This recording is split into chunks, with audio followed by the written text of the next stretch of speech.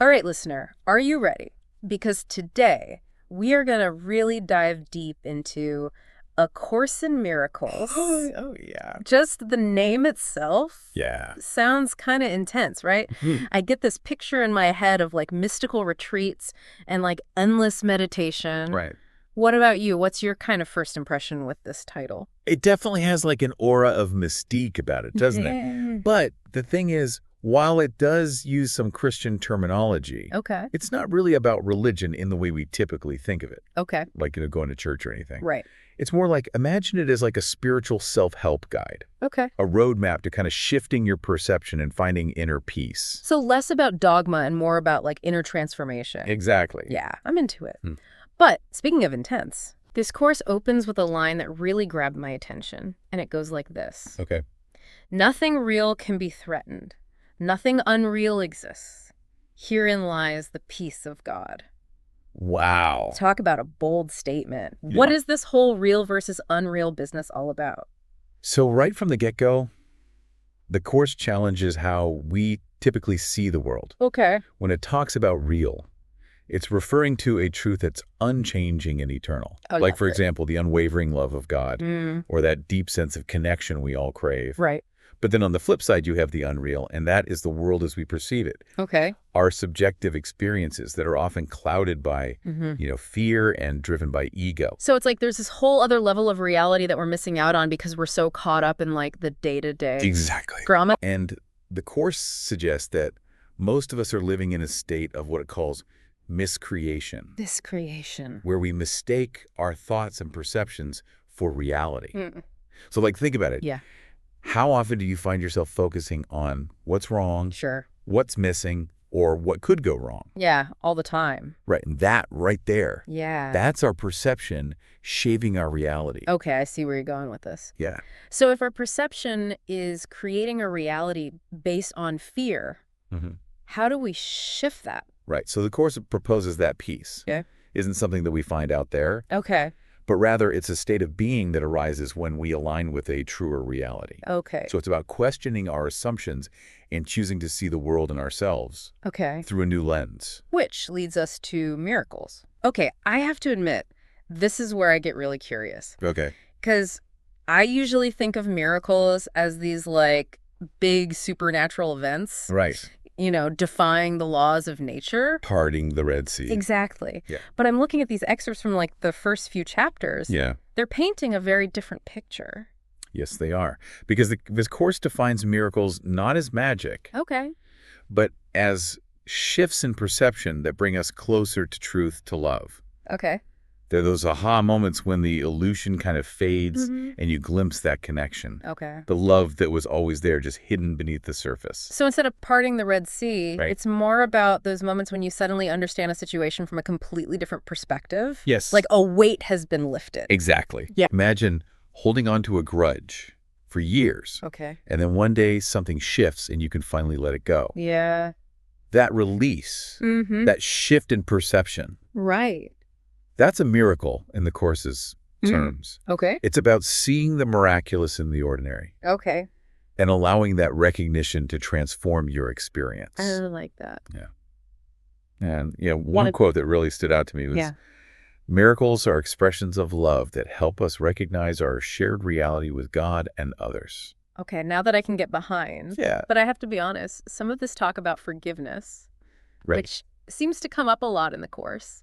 It does. It can sound a bit preachy, Yeah. like we've all heard it before, right? Yeah. Forgive and forget. But it doesn't always feel that simple. So what's the Course's take on this whole forgiveness thing? Yeah, you're not alone in feeling that way. Okay. And you're right, forgiveness is central to the Course's message. Mm-hmm. But it's not about condoning bad behavior or letting anyone off the hook. Oh. It's actually a radical act of self-liberation. Okay, now that's interesting. Right. Tell me more about that. So the Course suggests that holding on to anger, resentment, and judgment, Okay. those heavy emotions that we often carry around, Yeah. it actually keeps us trapped in a cycle of pain. Mm. So forgiveness in this context is about choosing to see the situation Okay. and even the person you feel has wronged you Yeah. through a lens of compassion. Okay. It's about recognizing that holding on to anger hurts you more than anyone else. That makes a lot more sense than just saying forgive and forget. Right. How do we actually do that? Right. I mean, it's one thing to say it, Yeah. but putting it into practice seems way harder. It is. And the Course acknowledges that. Okay. But it starts with a simple but profound shift. Okay. And that is recognizing that our perceptions create our reality. Oh, wow. It's about becoming aware of the stories we tell ourselves and choosing to challenge them. Okay. And a key part of this is understanding this mysterious voice that's mentioned in the preface, Right. the Holy Spirit. Right. There's this mention of a voice. Yes. Almost like a character in itself. Yeah. It seems like a pretty important concept. Yeah. What's that all about? So we left off on this idea of the Holy Spirit. Right. You know that voice we were talking about? Right. It's not like some booming voice from the heavens. Right. Okay. It's more like this inner guide that the Course talks about. Okay. You can think of it like that wise, compassionate presence within you Okay. that sees beyond all the egos, like fears and limitations. That makes sense, but how do we actually tune into that? Yeah. Like, especially with all the noise and distractions of everyday life? That's the million-dollar question, isn't it? Yeah.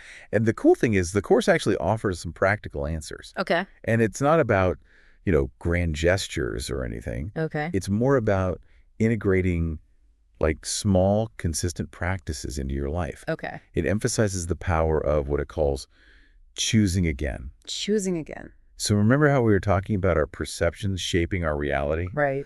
This is where it gets really practical. It's about recognizing when you're caught in that negative thought spiral Yeah. and then consciously choosing to see things differently. Can you give me a real life example? Because Yeah. it's kind of hard to grasp, I think, Yeah. like in the abstract. Absolutely. So like, let's say I'm at work. Yeah. I'm dealing with a difficult coworker. Yeah. They're constantly criticizing me. Hmm. It's creating a lot of stress. Right. How do I just like choose again Yeah. when their behavior feels so real and impactful, like in that moment? I love that you brought up a workplace scenario. Yeah. Because it really highlights how easily we can get caught up in the drama. Yeah. So in that situation, the Course might invite you to ask, Okay. what if my perception of my coworker's behavior is being filtered through my own insecurities or past experiences? Oh, interesting. So it's not about denying their behavior. Okay. It's about questioning the story that you're attaching to it. So it's about taking a step back and trying to see the situation. Yes. And even my coworker with a little more neutrality and compassion. Yes. Even if it feels really difficult at first. Exactly. Because oftentimes our ego, Right? that inner voice that thrives on fear and separation, Right. is adding its own commentary to the situation. Okay.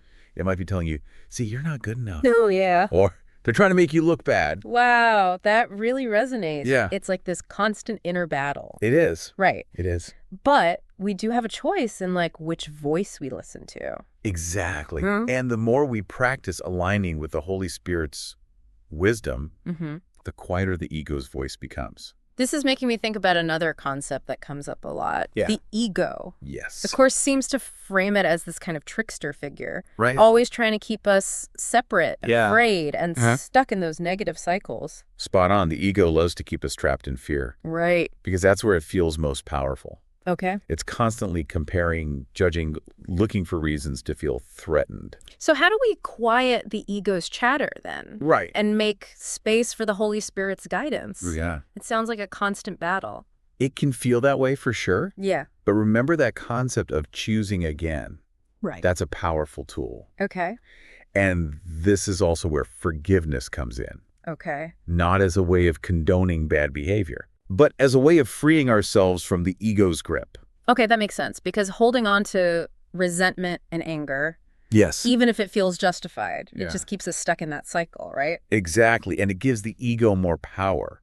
Okay. Forgiveness in this context is about recognizing when you're holding on to those negative emotions Yeah. and making a conscious choice to release them. So it's about choosing to see ourselves and others through a more compassionate lens. Yes. Even if it feels really difficult or undeserved in the moment. Precisely because ultimately forgiveness is about recognizing our shared humanity. Okay. It's about recognizing that we all make mistakes. Mm-hmm. We all hurt others. Right. And we all have that capacity for growth and transformation. This reminds me of how casually we throw around the word miracle. Right. Like, oh, it's a miracle I didn't miss my flight. Right. It's a miracle I found my keys. Yeah.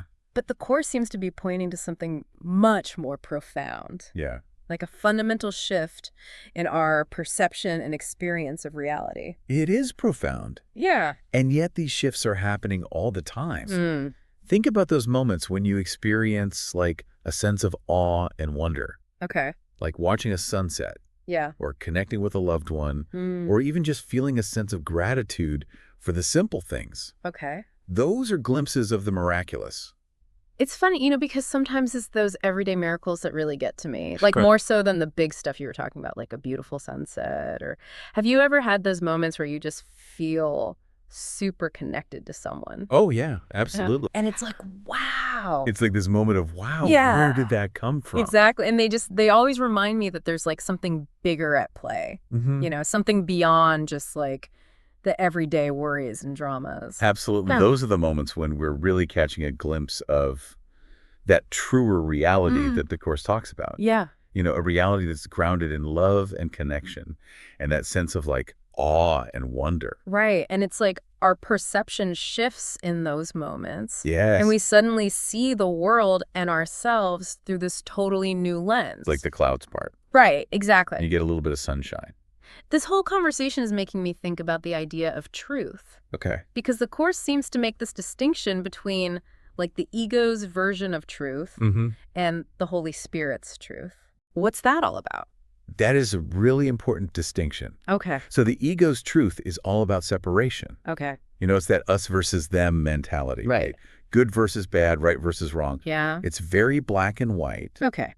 And it's this limited perspective that keeps us constantly, comparing and judging Right. and feeling insecure. Yeah, like we're never enough Exact. in the ego's eyes. Yeah. Right. But then the Holy Spirit, on the other hand, offers a truth that is rooted in unity and love and like the interconnectedness of everything. Okay.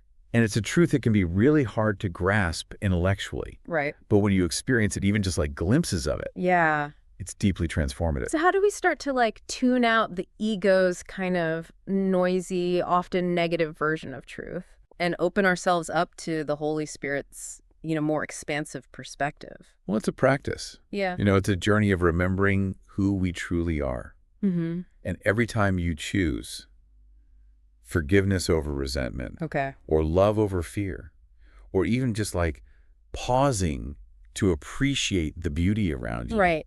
Those are all ways that you're aligning with that deeper truth. Yeah. It's not about being perfect. It's about just shifting your awareness little by little. This has been such an eye-opening deep dive, and I think one of the biggest takeaways for me is that like we actually have a lot more power to shape our reality than we often realize. That's the heart of it. Yeah. We're not victims of our circumstances. Right. We have a choice in how we perceive the world Yeah. and how we respond to the challenges that inevitably come up. It's empowering when you really think about it. It is. So, listener, we're going to leave you with this. Okay. What if you could approach just one challenge in your life through this lens of forgiveness Yeah. and miracles? Powerful. What would shift for you? What new possibilities might open up? So good. Until next time, keep diving deep, keep questioning, and keep choosing love.